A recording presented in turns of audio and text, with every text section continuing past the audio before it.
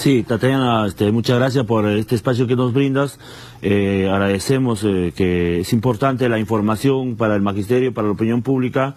Obviamente hay algunos pequeños problemas en el Cusco, en Puno, en algunas partes del país que quieren imponernos una huelga nacional. Son huelgas regionales y nosotros somos muy respetuosos.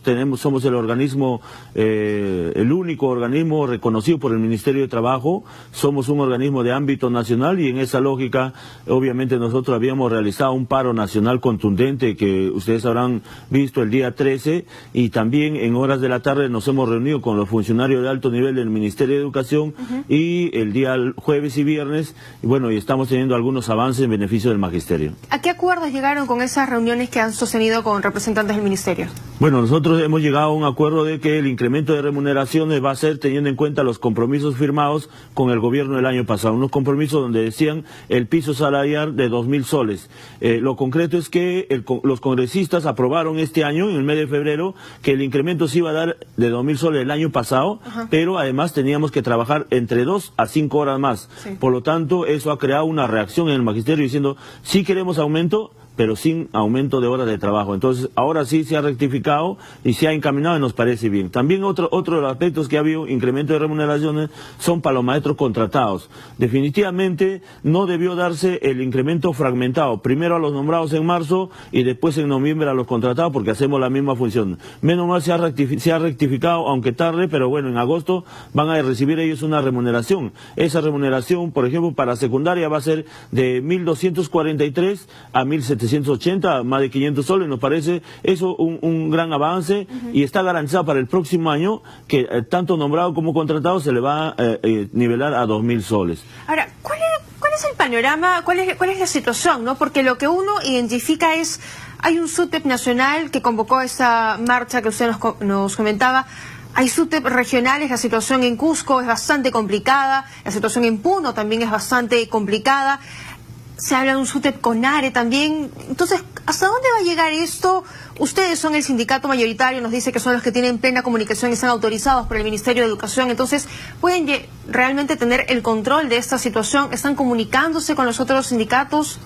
Nosotros nos comunicamos con la mayoría del Magisterio Nacional, sin embargo aquellos dirigentes que intentan a confundir al Magisterio, a llamar mediante empleos de extrema solución, por ejemplo están pidiendo la derogatoria de la ley de reforma magisterial y para que se derogue la ley obviamente tiene que pasar por el Congreso de la República y ahí obviamente está dentro, por ejemplo en Puno está el CONARE Movadef, algunos de Cajamarca está el CONARE Proseguir, también en Junín está en el CONARE Proseguir, es decir, aquellos que desean proseguir con la guerra popular todavía. Entonces, son los dirigentes el que están asusando, el que están inventando, tratando de mentir al magisterio con esta perspectiva de que no se ha logrado nada, cuando nosotros realmente creemos que ha habido un cierto avance. Por ejemplo, Pedro Castillo de Proseguir, Cajamarca, ¿dónde lo reciben? En el Congreso de la República. El día lunes han tenido una conferencia de prensa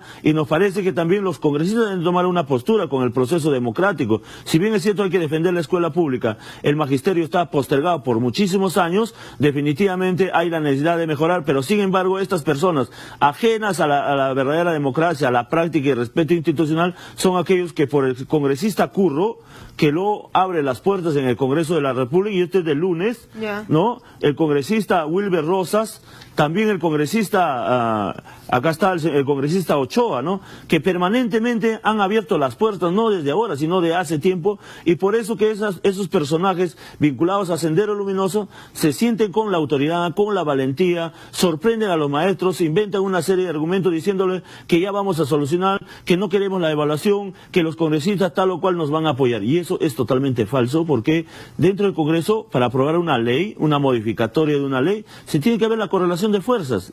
¿Usted tiene información certera, tiene pruebas de lo que está diciendo? Porque justamente hacía referencia esta mañana el ministro del Interior, Carlos Asombrío, sobre eso y decía que el SUTEP CONARE sí está dirigido por gente cercana a Sendero Luminoso.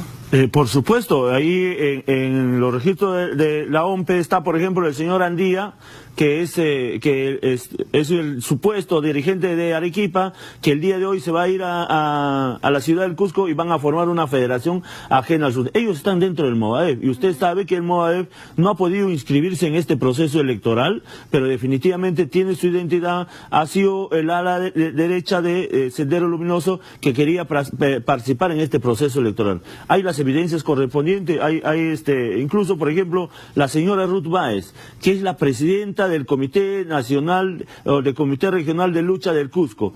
Ella, por ejemplo, en 2014, conjuntamente con un grupo Andía y algunos miembros del Movadef, se juntaron para formar una federación. Lo inscribieron la federación en el Ministerio de Trabajo. ¿Y por qué lo anularon? Porque en algunos de sus acápites de su reglamento incentivaban a la lucha armada. Y por eso, por ese acápite, prácticamente el Ministerio de Trabajo dijo que esto no representaba a una organización sindical democrática y por lo tanto estaba dentro de la perspectiva de apología del terrorismo, por eso que no lo reconocieron si no lo hubieran reconocido. Entonces ustedes ahí como sindicato mayoritario no tienen ningún tipo de poder, no pueden de alguna manera, no sé, llamar a la calma, reorientar esta situación, porque claro, estamos hablando de ese Suteconare ha movilizado un montón de gente, tienen también su pliego de reclamos y todo.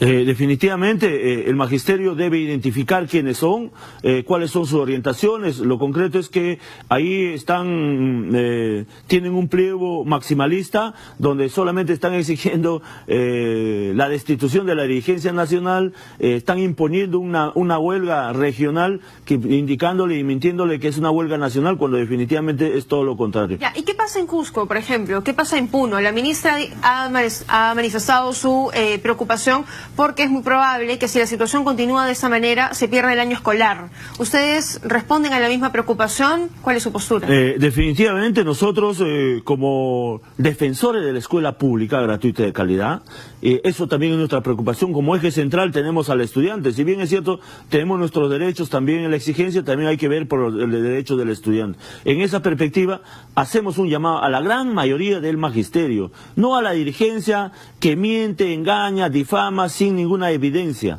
Y en esa perspectiva hay algunos avances, hay compromisos de la ministra y del gobierno para que el próximo año se implementen los acuerdos. Hay un tema de deuda social del 30% de preparación de clases que nos debe el Estado a cada maestro. Pero obviamente sería irracional e irresponsable decir, señora ministra o señor ministro de Economía, nosotros queremos que nos pague inmediatamente el 30% porque son más de 4.000 millones. Se incluyen el presupuesto, por supuesto.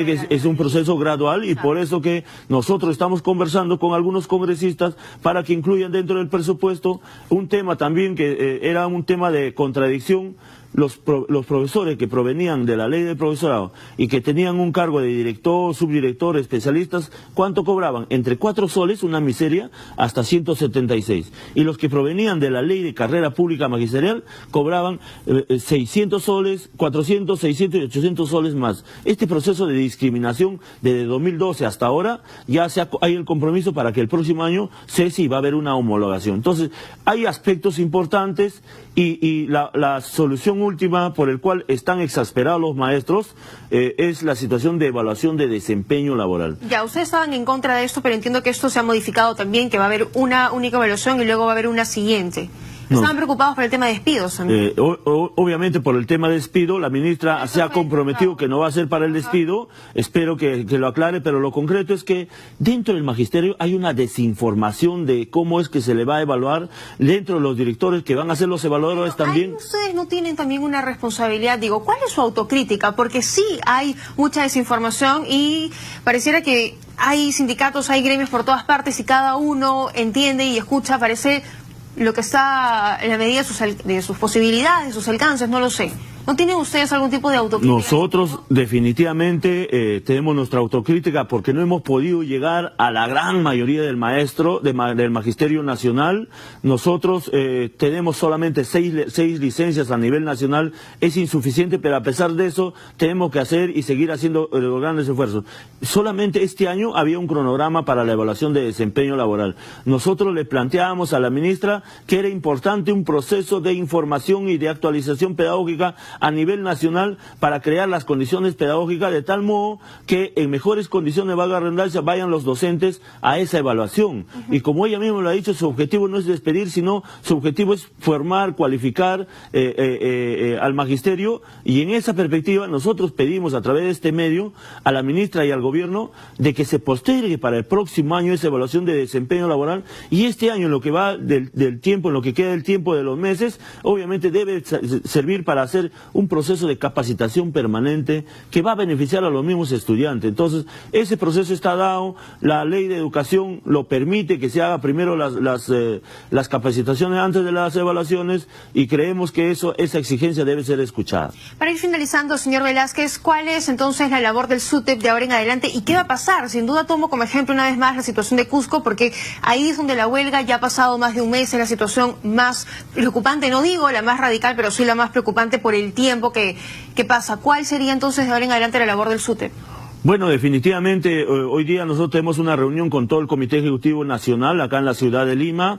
El día lunes vamos a continuar con esa reunión y vamos a bajar a información, a hacer asambleas que en cada región, en cada provincia, en cada distrito, para informar los avances de propia fuente directa de la dirigencia nacional, y así intercambiar una serie de opiniones. Nosotros estamos convocando a una asamblea nacional el día 4 y 5 de agosto.